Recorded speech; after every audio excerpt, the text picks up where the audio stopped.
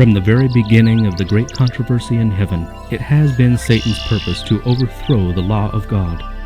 It was to accomplish this that he entered upon his rebellion against the Creator, and though he was cast out of heaven, he has continued the same warfare upon the earth.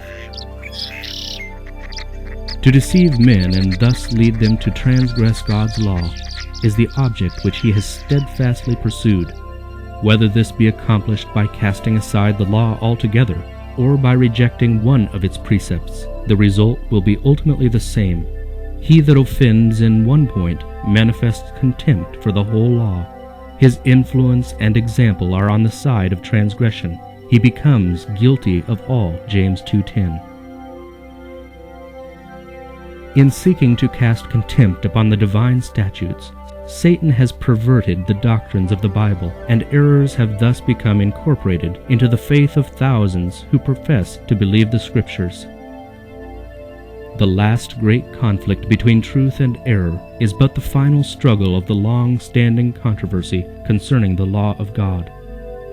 Upon this battle we are now entering, a battle between the laws of men and the precepts of Jehovah, between the religion of the Bible and the religion of fable and tradition. The agencies which will unite against truth and righteousness in this contest are now actively at work. God's holy word, which has been handed down to us at such a cost of suffering and blood, is but little valued. The Bible is within the reach of all, but there are few who really accept it as the guide of life. Infidelity prevails to an alarming extent, not in the world merely, but in the church. Many have come to deny doctrines which are the very pillars of the Christian faith, the great facts of creation as presented by the inspired writers.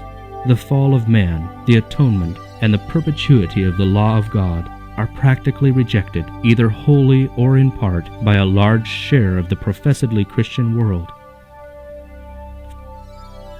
Thousands who pride themselves upon their wisdom and independence regard it as an evidence of weakness to place implicit confidence in the Bible. They think it a proof of superior talent and learning to cavil at the Scriptures and to spiritualize and explain away their most important truths. Many ministers are teaching their people, and many professors and teachers are instructing their students that the law of God has been changed or abrogated, and those who regard its requirements as still valid to be literally obeyed are thought to be deserving only of ridicule or contempt. In rejecting the truth, men reject its author. In trampling upon the law of God, they deny the authority of the lawgiver. It is as easy to make an idol of false doctrines and theories as to fashion an idol of wood or stone. By misrepresenting the attributes of God, Satan leads men to conceive of him in a false character. With many, a philosophical idol is enthroned in the place of Jehovah, while the living God, as he is revealed in his word, in Christ, and in the works of creation, is worshipped but by few. Thousands deify nature while they deny the God of nature. Though in a different form, idolatry exists in the Christian world today as verily as it existed among ancient Israel in the days of Elijah. The God of many professedly wise men, of philosophers, poets, politicians, journalists, the God of polished fashionable circles, of many colleges and universities, even of some theological institutions, is little better than Baal, the sun god of Phoenicia. No error accepted by the Christian world strikes more boldly against the authority of heaven. None is more directly opposed to the dictates of reason.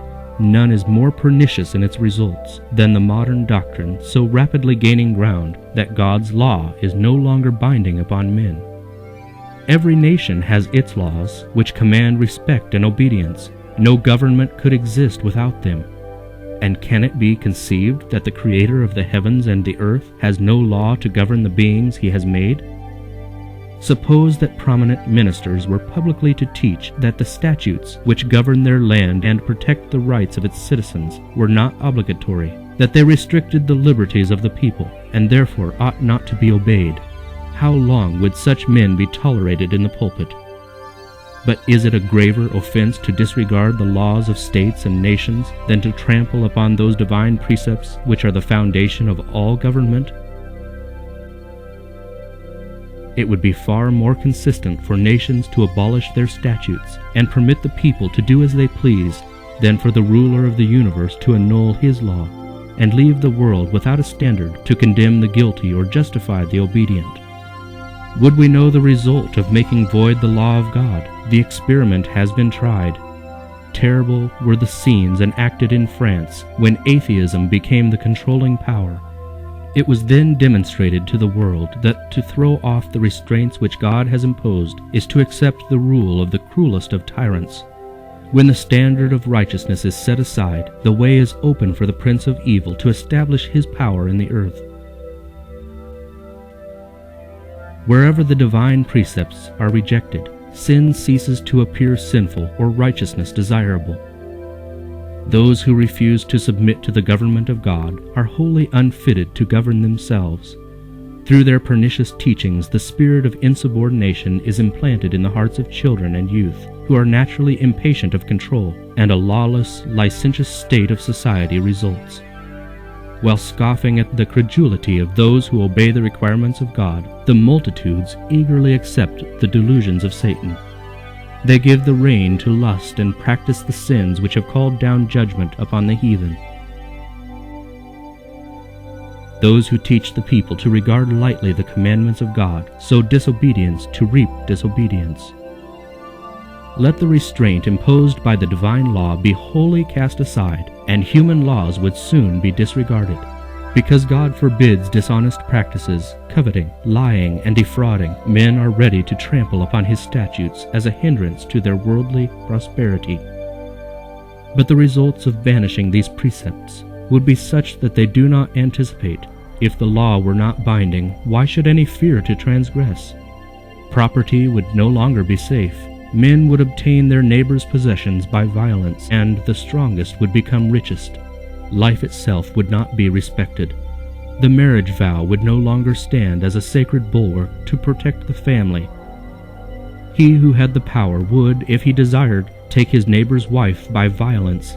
The fifth commandment would be set aside with the fourth. Children would not shrink from taking the life of their parents, if by so doing they could obtain the desire of their corrupt hearts. The civilized world would become a horde of robbers and assassins, and peace, rest, and happiness would be banished from the earth. Already the doctrine that men are released from obedience to God's requirements has weakened the force of moral obligation and opened the floodgates of iniquity upon the world. Lawlessness, dissipation, and corruption are sweeping in upon us like an overwhelming tide. In the family, Satan is at work. His banner waves even in professedly Christian households. There is envy, evil surmising, hypocrisy, estrangement, emulation, strife, betrayal of sacred trusts, indulgence of lust. The whole system of religious principles and doctrines, which should form the foundation and framework of social life, seems to be a tottering mass ready to fall to ruin. The vilest of criminals, when thrown into prison for their offenses, are often made the recipients of gifts and attentions as if they had attained an enviable distinction. Great publicity is given to their character and crimes. The press publishes the revolting details of vice, thus initiating others into the practice of fraud, robbery, and murder. And Satan exults in the success of his hellish schemes. The infatuation of vice, the wanton taking of life, the terrible increase of intemperance and iniquity of every order and degree, should arouse all who fear God to inquire what can be done to stay the tide of evil. Courts of justice are corrupt. Rulers are actuated by desire for gain and love of sensual pleasure. Intemperance has beclouded the faculties of many, so that Satan has almost complete control of them. Jurists are perverted, bribed, deluded. Drunkenness and revelry, passion, envy, dishonesty of every sort are represented among those who administer the laws. Justice standeth afar off, for truth is fallen in the street, and equity cannot enter. Isaiah 59:14. The iniquity and spiritual darkness that prevailed under the supremacy of Rome were the inevitable result of her suppression of the Scriptures. But where is to be found the cause of the widespread infidelity, the rejection of the law of God, and the consequent corruption under the full blaze of gospel light in an age of religious freedom? Now that Satan can no longer keep the world under his control by withholding the Scriptures, he resorts to other means to accomplish the same object. To destroy faith in the Bible serves his purpose as well as to destroy the Bible itself. By introducing the belief that God's law is not binding, he is effectually leading men to transgress as if they were wholly ignorant of its precepts. And now, as in former ages, he has worked through the church to further his designs. The religious organizations of the day have refused to listen to unpopular truths plainly brought to view in the Scriptures. And in combating them, they have adopted interpretations and taken positions which have sown broadcast the seeds of skepticism. Clinging to the papal error of natural immortality and man's consciousness in death, they have rejected the only defense against the delusions of spiritualism. The doctrine of eternal torment has led many to disbelieve the Bible, and as the claims of the fourth commandment are urged upon the people, it is found that the observance of the seventh-day Sabbath is enjoined, and as the only way to free themselves from a duty which they are unwilling to perform, many popular teachers declare that the law of God is no longer binding. Thus they cast away the law and the Sabbath together. As the work of Sabbath reform extends, this rejection of the divine law to avoid the claims of the fourth commandment will become well nigh universal. The teachings of religious leaders have opened the door to infidelity, to spiritualism, and to contempt for God's holy law. And upon these leaders rests a fearful responsibility for the iniquity that exists in the Christian world. Yet this very class put forth the claim that the fast-spreading corruption is largely attributable to the desecration of the so-called Christian Sabbath, and that the enforcement of Sunday observance would greatly improve the morals of society. This claim is especially urged in America, where the doctrine of the true Sabbath has been most widely preached. Here the temperance work, one of the most prominent and important of moral reforms, is often combined with the Sunday movement, and the advocates of the latter represent themselves as laboring to promote the highest interest of society, and those who refuse to unite with them are denounced as the enemies of temperance and reform. But the fact that a movement to establish error is connected with a work which is in itself good is not an argument in favor of the error. We may disguise poison by mingling it with wholesome food, but we do not change its nature.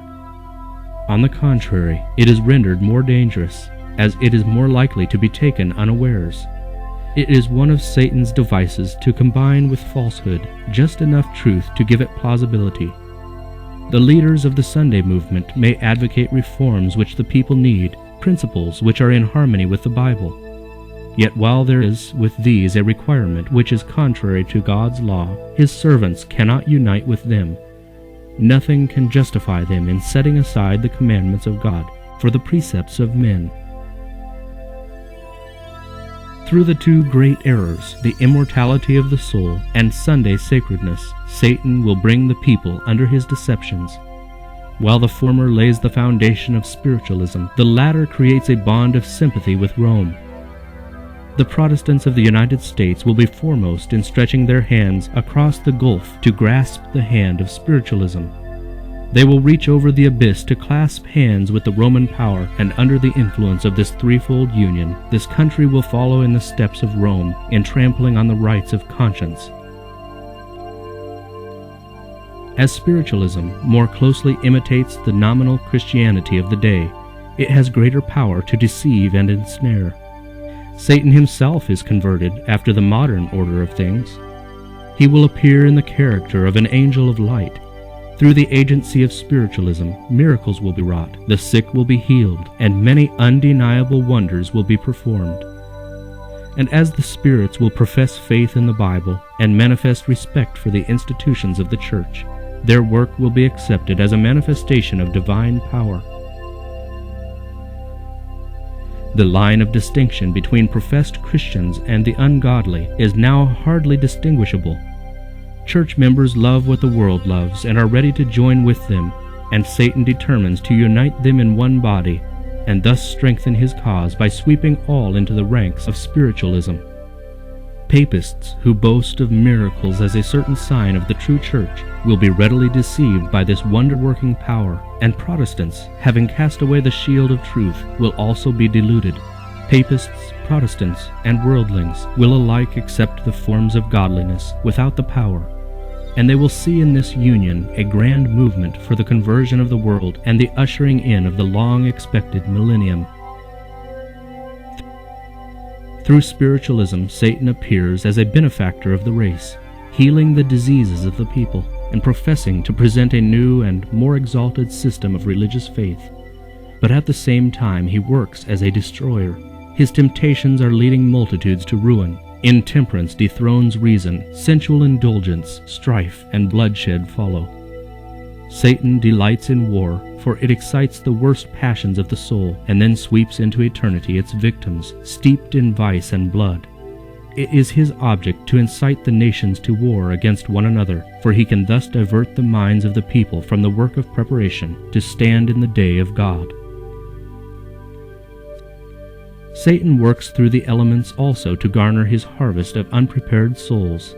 He has studied the secrets of the laboratories of nature, and he uses all his power to control the elements as far as God allows.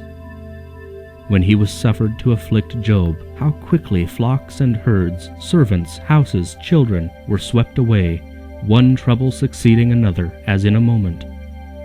It is God that shields his creatures and hedges them in from the power of the destroyer. But the Christian world have shown contempt for the law of Jehovah, and the Lord will do just what he has declared that he would. He will withdraw his blessings from the earth, and remove his protecting care from those who are rebelling against his law, and teaching and forcing others to do the same. Satan has control of all whom God does not especially guard. He will favor and prosper some in order to further his own designs, and he will bring trouble upon others, and lead men to believe that it is God who is afflicting them. While appearing to the children of men as a great physician who can heal all their maladies, he will bring disease and disaster until populous cities are reduced to ruin and desolation.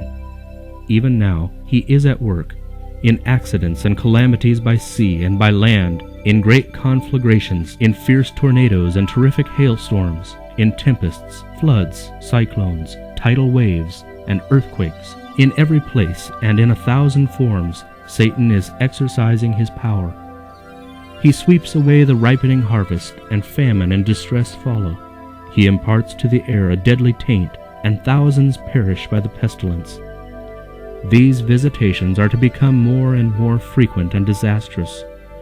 Destruction will be upon both man and beast. The earth mourneth and fadeth away. The haughty people do languish. The earth also is defiled under the inhabitants thereof, because they have transgressed the laws, changed the ordinance, broken the everlasting covenant. Isaiah 24:4 and 5. And then the great deceiver will persuade men that those who serve God are causing these evils. The class that have provoked the displeasure of heaven will charge all their troubles upon those whose obedience to God's commandments is a perpetual reproof to transgressors. It will be declared that men are offending God by the violation of the Sunday Sabbath, that this sin has brought calamities which will not cease until Sunday observance shall be strictly enforced, and that those who present the claims of the fourth commandment, thus destroying reverence for Sunday, are troublers of the people, preventing their restoration to divine favor and temporal prosperity. Thus the accusation urged of old against the servant of God will be repeated, and upon grounds equally well established. And it came to pass, when Ahab saw Elijah, that Ahab said unto him, Art thou he that troubleth Israel? And he answered, I have not troubled Israel, but thou and thy father's house, in that ye have forsaken the commandments of the Lord, and thou hast followed Balaam. 1 Kings 18:17 and 18. As the wrath of the people shall be excited by false charges, they will pursue a course toward God's ambassadors, very similar to that which apostate Israel pursued toward Elijah. The miracle-working power manifested through spiritualism will exert its influence against those who choose to obey God rather than men. Communications from the spirits will declare that God has sent them to convince the rejectors of Sunday of their error, affirming that the laws of the land should be obeyed as the law of God. They will lament the great wickedness in the world and second the testimony of religious teachers that the degraded state of morals is caused by the desecration of Sunday. Great will be the indignation excited against all who refuse to accept their testimony. Satan's policy in this final conflict with God's people is the same that he employed in the opening of the great controversy in heaven. He professed to be seeking to promote the stability of the divine government, while secretly bending every effort to secure its overthrow. And the very work which he was thus endeavoring to accomplish he charged upon the loyal angels. The same policy of deception has marked the history of the Roman Church. It has professed to act as the vicegerent of heaven, while seeking to exalt itself above God and to change his law. Under the rule of Rome, those who suffered death for their fidelity to the gospel were denounced as evildoers. They were declared to be in league with Satan, and every possible means was employed to cover them with reproach, to cause them to appear in the eyes of the people, and even to themselves, as the vilest of criminals. So it will be now. While Satan seeks to destroy those who honor God's law, he will cause them to be accused as lawbreakers, as men who are dishonoring God and bringing judgments upon the world. God never forces the will or the conscience, but Satan's constant resort to gain control of those whom he cannot otherwise seduce is compulsion by cruelty. Through fear or force he endeavors to rule the conscience and to secure homage to himself. To accomplish this he works through both religious and secular authorities, moving them to the enforcement of human laws in defiance of the law of God. Those who honor the Bible Sabbath will be denounced as enemies of law and order, as breaking down the moral restraints of society, causing anarchy and corruption, and calling down the judgments of God upon the earth. Their conscientious scruples will be pronounced obstinacy, stubbornness, and contempt of authority. They will be accused of disaffection toward the government. Ministers who deny the obligation of the divine law will present from the pulpit the duty of yielding obedience to the civil authorities as ordained of God. In legislative halls and courts of justice, commandment keepers will be misrepresented and condemned. A false coloring will be given to their words. The worst construction will be put upon their motives. As the Protestant churches reject the clear scriptural arguments in defense of God's law, they will long to silence those whose faith they cannot overthrow by the Bible. Though they blind their own eyes to the fact, they are now adopting a course which will lead to the persecution of those who conscientiously refuse to do what the rest of the Christian world are doing and acknowledge the claims of the papal Sabbath. The dignitaries of church and state will unite to bribe, persuade, or compel all classes to honor the Sunday. The lack of divine authority will be supplied by oppressive enactments. Political corruption is destroying love of justice and regard for truth. And even in free America, rulers and legislators, in order to secure public favor, will yield to the popular demand for a law enforcing Sunday observance. Liberty of conscience, which has cost so great a sacrifice, will no longer be respected.